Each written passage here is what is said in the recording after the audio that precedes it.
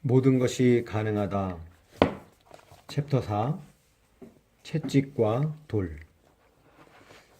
내가 5살 때 사촌 조디의 결혼식에 참석했다. 그때 옆에 있던 한 어른이 내게 물었다. 너는 왜 다리가 없니? 나는 잠깐 생각하는 시간을 갖다가 내가 생각해낼 수 있는 가장 단순한 말로 대답했다. 그러니까 때로는 어떤 사람이 폴라로이드 사진을 찍었는데 사진이 현상되지 않을 때가 있잖아요. 저한테도 그런 일이 일어난 거예요. 우리 부모님은 그들이 나의 대답에 할 말을 잃었고 내가 어떻게 그런 생각을 해냈는지 모르겠다고 하셨다. 그것은 완벽한 설명이었다. 하지만 솔직히 말하면 나는 사람들이 넘겨짚기보다는 차라리 질문을 하는 게 더 낫다. 추측은 거의 항상 틀리기 때문이다. 자존심과 무지, 심지어 두려움이 추측을 더 부추긴다. 그러니 차라리 나에게 무엇이든 물으라. 나는 받아줄 수 있다. 사람들이 종종 나에 대한 선입견을 갖고 있음을 알고 있다. 예를 들면 그들은 나의 몸을 보고 내가 틀림없이 괴롭힘을 당하는 아이였을 것이고 제한된 능력을 가진 불행한 어른일 거라고 생각한다. 그들은 내가 문을 여는데도 도움이 필요할 거라고 생각한다. 그들은 내가 다리가 없다는 사실을 매우 조심스럽게 돌려 말해야 한다고 생각한다. 분명히 말하지만 나는 행복하고 강하다. 나는 놀랍도록 멋진 어린 시절을 보냈고 내게 다리가 없다는 사실을 말하는 것이 전혀 불편하지 않다. 불쾌하지도 않다. 그것을 심각한 문제로 다룰 필요가 없다. 나는 다 큰 소녀이며 그런 얘기들은 모두 전부터 들어왔다. 점점 나이가 들면서 한 가지 귀중한 교훈을 배웠다. 즉, 내가 어떻게 반응하느냐에 따라 사람들이 나에게 보이는 반응이 달라진다는 것이다. 내가 감정을 참지 못하면 그들이 이겼다는 것을 인정하는 셈이다. 즉, 그들이 나를 괴롭게 만들었다는 뜻이다. 그러나 내가 침착한 태도를 유지하며 그들 때문에 동요하지 않는다면 누가 이긴 것이겠는가? 그것이 능력이다. 사람들은 당신에 대해 많은 말을 할 수 있다. 그러나 당신이 자신을 좋게 받아들이면 사람들은 잠잠해진다. 사람들이 때때로 어리석은 말을 하는가? 이 말을 믿으라. 나의 경우에 누군가가 나에게 부적절한 말을 한 적이 셀 수 없이 많다. 하지만 그것은 거의 항상 오해나 무지에서 비롯된 것이다. 나는 그것을 개인적인 공격으로 여기지 않고 그 사람의 마음과 생각을 열고 가르치며 깨우칠 기회로 여긴다. 최근에 뉴욕시를 방문했는데 나를 존 F 케네디 공항까지 데려다줄 셔틀밴이 필요했다. 나는 전 세계를 두루 돌아다닌다. 그래서 이런 일에 아주 능숙하다. 즉, 내 짐과 휠체어를 가지고 차에 타고 내리는 일, 탑승 수속을 밟는 일, 보안 검색 통과하기, 비행기 탑승하기 등은 일도 아니다. 그 어느 것도 나를 당황시키지 않는다. 사실 나는 공항에 너무 많이 와서 이제는 지도나 머리 위에 표지판을 거의 보지 않고도 출입구를 잘 찾을 수 있다. 그래서 이 셔틀밴에 탔을 때 그냥 보통 때처럼 공항까지 갈 수 있을 거라고 생각했다. 문제될 것이 아무것도 없었다. 그러나 곧 소란이 벌어졌다. 운전사가 나를 한번 쳐다보더니 장황한 비난을 쏟아내기 시작한 것이다. 아무도 나에게 당신에 대해 말해주지 않았어요. 내 친구가 내 짐을 밴에 싣는 걸 도와주고 있는데 그가 말했다. 그는 나를 위에서 아래로 한번 훑어보더니 얼굴을 찌푸렸다. 장애인용 밴을 불렀어야죠. 장애인이라는 단어가 모욕처럼 느껴졌다. 내가 정말 멀쩡하고 안전벨트를 매는데도 아무 문제가 없다는 걸 아무리 설명하려 해도 그는 계속해서 장애인 여자에 대해 과장해서 말했고 나를 태울 수 없다고 주장했다. 나는 승객들로 꽉 찬 밴 앞에서 마치 사람이 아니라 물건처럼 취급당했다. 내가 무슨 말을 해도 여전히 열렬히 나 자신을 변호해도 그는 고집을 꺾지 않았다. 나는 몸속에서 분노가 끓어오르는 걸 느꼈다. 그러다가 결국 냉정을 잃고 말았다. 그것은 매우 당황스럽고 치욕스러우며 잘못된 일이었다. 사실은 내가 무슨 말을 했는지 잘 기억나지 않지만 좋은 말은 아니었다. 결국 우리는 출발했지만 운전사는 가는 내내 혼자서 투덜거렸다. 나는 모멸감을 느끼는 동시에 화가 났다. 공항에 도착했을 때 나는 격분하여 몸이 떨렸다. 실제로 피부가 뜨거워졌다. 내 친구 그랜트에게 전화를 걸어 내게 일어난 일을 이야기했다. 내가 화가 난 것은 단지 모르는 사람의 터무니없고 무감각한 말들 때문이만이 아니라 그에 대한 나 자신의 반응 때문이기도 했다. 그가 나에게 조언해 주었다. 넌 항상 일어나는 모든 일에는 이유가 있다고 나한테 말하잖아. 심호흡을 하고 그 이유를 잘 찾아봐. 앉아서 비행기를 기다리는 동안 마음속으로 그 사건을 곰곰이 생각해 보았다. 그리고 글을 쓰기 시작했다. 나의 마음과 분노를 글로 쏟아냈다. 그리고 그 글을 다시 읽어보니 더 이상 나를 미워한 운전사가 밉지 않았다. 오히려 그가 측은하게 느껴졌다. 그리고 이 이야기를 내 책에 써야겠다고 생각했다. 나는 다시 그랜트에게 전화를 걸었다. 이 일을 겪은 사람은 나뿐만이 아닐 거야. 그리고 앞으로도 이런 일은 계속되겠지. 하지만 내가 나서서 불을 끄겠다고 마음먹었다. 사람들을 일깨워서 이런 불의와 편견을 보면 가만히 있지 않고 무슨 말을 할 수 있게 말이다. 그 누구도 남들과 다르다는 이유로 희생당하는 일이 없어야 한다. 이것은 나와 같은 사람뿐만 아니라 다른 인종, 종교, 피부색, 배경을 가진 사람들도 마찬가지다. 다른 사람들을 판단하는 사람만큼 나를 화나게 하는 것은 없다. 하나님이 유일한 재판관이시다. 야고보서 4장 12절은 이렇게 말한다. 입법자와 재판관은 오직 한 분이시니 능히 구원하기도 하시며 멸하기도 하시느니라. 너는 누구이기에 이웃을 판단하느냐. 나는 그날 몹시 화가 났다. 그래서 다른 사람의 삶이나 일이나 그 무엇을 미워하는 사람에게 성경 말씀을 적용할 것이 아니라 나 자신에게 적용하기로 했다. 우리는 다른 사람이 하는 행동과 말을 통제할 수 없다. 그러나 자신의 행동만은 통제할 수 있다. 하나님이 보고 계신다는 것만 기억하라. 하나님이 그들의 행위를 보시고 또 우리의 행위를 보고 계신다. 세상은 작지 않다.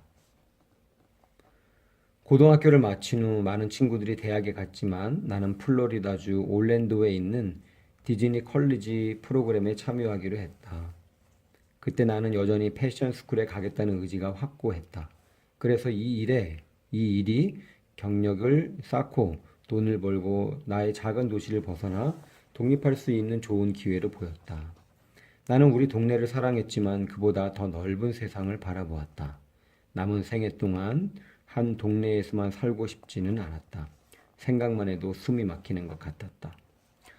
나는 바로 옆 도시인 로빈슨에 있는 커뮤니티 칼리지, 링컨 트레일 칼리지에 다니면서 기회를 엿보고 있던 중 우연히 화장실에 갔다가 디즈니 컬리지 프로그램의 전단지를 보게 되었다. 마침 약 30분 거리에 있는 한 대학교에서 면접이 진행되었다. 나는 그것을 긍정적인 신호로 받아들이고 면접을 보았다. 그리고 2주 뒤에 우편으로 합격 통지서를 받았다. 이제 디즈니 월드로 가게 된 것이다. 올랜도까지는 차로 15시간이 걸렸다. 우리 오빠 부바와 아버지가 이동을 도와주었다. 부모님은 나의 길을 막지 않으셨다. 그들은 내가 혼자임으로 사는 법을 터득할 필요가 있다는 걸 아셨다. 나는 19살이었고 이제까지 스스로 요리를 하거나 빨래를 해본 적이 없었다. 그 프로그램은 2007년 1월부터 5월까지 진행될 예정이었지만 첫 달을 보낸 후에 나는 절대 일리노이주로 돌아가지 않으리라는 것을 알았다. 나는 아주 어릴 때부터 내가 큰 도시에서 살게 될 것임을 알았다. 작은 도시는 나를 감당할 수 없었다. 나는 8월까지 프로그램을 연장했다. 그것은 정말 놀라웠다.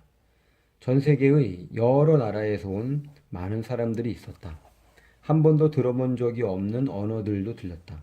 나는 디즈니 할리우드 스튜디오에서 일했다. 그 일은 손님을 상대하는 일이 많았다. 퍼레이드를 기획했고 사람들이 선을 넘어가거나 장식차 앞으로 뛰어나가지 못하게 막았다. 또 나는 판타지믹 마법사 미키마우스가 사악한 악당과 맞서 싸우는 내용의 초호화 레이저쇼를 기획하고 거대한 야구장만한 한 곳에 수많은 사람들을 태우고 내리는 일을 했다. 하루 동안 그곳에 온 사람들이 그들의 하루를 계획하고 자신의 현재 위치를 파악하도록 도와주었다. 어떤 사람이 길을 잃으면 올바른 방향을 안내해 주었다. 이때 나는 혼자서 이런 게임을 하곤 했다. 즉, 그 손님이 어디서 왔는지 알아맞히는 것이었다. 나는 사람들을 딱 보기만 해도 정말 잘 알아맞혔다. 그들이 신은 신발, 머리 모양, 바지가 얼마나 짧은지를 보면 거의 출신 국가를 알 수 있었다. 나는 사람들과 어울리는 걸 좋아했고 사실 파티 광이었다. 매일 새벽 4시까지 동료 학생들과 어울려 놀았다. 술은 마시지 않았지만 그저 이야기하고 또 했다. 그러던 어느 날 밤 미소가 아주 멋진 귀여운 남자를 만났다. 우리는 수다를 떨고 춤을 추며 서로 추파를 던졌다. 그리고 그는 내 차까지 같이 걸어가도 되겠냐고 물었다. 거기까지 갔을 때 나는 그가 무슨 할 말이 있음을 알았다. 속으로 야 임마 어서 말해 라고 생각했다. 드디어 그가 입을 열었다. 넌 다리가 없는데도 너무 예뻐. 나는 웃음이 터져 나왔다. 그의 면전에서 너무 웃어서 미안할 정도였다. 그는 나에게 마음이 끌렸고 그 상황을 어떻게 받아들여야 하며 자신의 생각을 어떻게 말로 표현해야 할지 혼란스러워했다. 이해가 간다. 그리고 나는 그 말을 모욕이 아니라 칭찬으로 받아들였다. 디즈니는 나의 두 눈을 뜨게 해준 곳이었다. 그 전까지는 도시 밖의 사람들이 나에 대해 어떻게 생각할지 전혀 몰랐다. 하루는 손님들에게 인사를 하고 있는데 한 여자가 내게 다가왔다. 그녀는 실제로 내 머리를 쓰다듬으며 이렇게 말했다. 와, 정말 대단해요. 직장도 구하고 이렇게 나와서 일을 하고 있으니 정말 잘 됐어요. 나는 입이 떡 벌어졌다. 그녀에게 이렇게 말하고 싶었다. 그럼 당신은 내가 뭘 하기를 바라나요? 다리가 없으니까 캄캄한 방 안에 숨어 있을까요? 구덩이를 파고 그 안에 들어가 있을까요? 하지만 참았다. 나는 정중하게 미소를 지으려고 애썼다. 그리고 그녀에게 좋은 하루를 보내라고 말해주었다. 그렇게 잘난 체하며 말하는 손님들은 항상 있었다. 적어도 하루에 몇 번은 그런 말을 들었다. 하지만 나는 내 생각을 이야기할 수 없었다. 디즈니에는 손님들을 대하는 엄격한 규율이 존재하기 때문이다. 넌 진짜 꼴통이야. 라는 말은 지침서에 없었다. 또한 나는 이에 대해 그들에게 감사했다. 나의 분노를 가라앉히고 모든 일을 기분 나쁘게 받아들이지 않는 법을 배우는데 큰 도움이 되었기 때문이다. 그것은 또한 현실을 파악하는 데 도움이 되기도 했다. 나는 내 스스로에게 말했다. 젠, 예전 동네 사람들처럼 모든 사람이 널 사랑하고 너의 진가를 알아주진 않을 거야. 나는 그곳에서 이방인이었다. 사람들이 정상인으로 보는 모습과 달랐다. 사람들이 생각 없이 내뱉는 말들과 비난하는 말들을 피해 가야만 했고 그들의 말을 그냥 무시해야만 했다. 사람들은 생각 없이 말할 때가 많다. 나의 고민거리. 하나님은 아신다. 내가 완전히 결백하지 않다는 것을. 한동안 나는 정말로 뚱뚱한 사람들에 대한 편견이 있었고 그것에 대해 매우 부끄럽게 생각한다. 하지만 나 자신을 완벽하거나 성인처럼 묘사하는 건 원치 않으므로 부끄럽지만 공개적으로 고백한다. 사람들이 나처럼 해도 된다고 생각하지 않았으면 좋겠다. 한때 나를 겨냥했던 그 맹목적인 추측이 이제 다른 사람들을 향했다. 나는 뚱뚱한 사람들을 게으르고 절제하지 못하며 이기적인 사람들로 여겼다. 나의 추론은 이런 식이었다. 자기 모습이 마음에 안 들면 어떻게든 바꾸려고 노력해야 한다. 징징거리지 마라. 할 수 없다고 말하지 말라. 나는 그 말을 믿지 않는다. 나는 남들과 다른 내 모습을 바꿀 수 없었다. 아무리 식단을 조절하고 운동을 하며 절제를 해도 내게 다리가 없다는 사실은 바꿀 수 없다. 하지만 내가 보기에 비만인 사람들은 자신이 그렇게 되기로 선택한 것이다. 그러던 중 체인지 디바라는 TV 프로그램을 보기 시작했다. 줄거리를 간단히 말하면 매우 아름답고 날씬하고 멋진 몸매를 가진 금발의 젊은 슈퍼모델이 죽고 뚱뚱한 변호사의 몸으로 다시 태어났다. 주인공 제이는 처음에 자신의 외모를 보고 기겁한다. 하지만 차차 자신이 내면은 동일한 사람이라는 것을 깨닫게 된다. 새로운 몸매를 가진 그녀는 매우 능력 있고 뛰어난 변호사다. 돈도 많이 벌고 개인 조수도 있으며 멋진 컨버터블 자동차를 운전한다. 그녀는 잘생기고 똑똑한 남자들과 데이트를 하며 아주 만족스러운 삶을 살아간다. 결코 침울하거나 게으르거나 한 인간으로서 부족하지 않다. 총 6시즌에 걸친 프로를 다 보면서 그녀의 계시는 곧 나의 것이 되었다. 그러고 나서 극단적인 체중 감량이라는 리얼리티 쇼를 알게 됐고 모든 회를 찾아서 보았다. 이 사람들은 고통을 겪고 있었다. 그들의 삶 속에 감당하기 힘든 비극이나 좌절을 겪었다. 비만은 그들의 갑옷이 된 것이다. 나는 매주 그들의 이야기를 보면서 그들을 응원했다. 감정적으로 그들의 이야기에 동조되었다. 그들을 지지했다. 마음속에서 자신을 괴롭히는 비방거리와 정면으로 대견하려면 엄청난 용기가 필요하다. 나는 그들이 부러웠다. 그것은 참으로 영웅적인 행위였다. 내가 깨닫게 된 것은 나에게는 누구도 비난할 권리가 없다는 것이다. 나는 외모를 근거로 어떠한 추측도 하지 않는다. 사람들이 내 외모를 판단할 때 좋지 않았기 때문에 나도 다른 사람을 판단하거나 어리석게 행동하지 않는다. 사람은 누구나 외모와 상관없이 하나님의 사랑을 받을 가치가 있다. 우리는 모두 다른 모습으로 이 세상에 왔고 그것이 우리를 규정해서는 안 된다. 사람의 환경이나 처지, 실패, 성취 후에 또는 실수가 그 사람을 규정하지 않는다. 그들의 피부색, 키, 체중이 그들을 규정하지 않는다. 사람은 사람일 뿐이다. 우리는 모두 마음을 가지고 있다.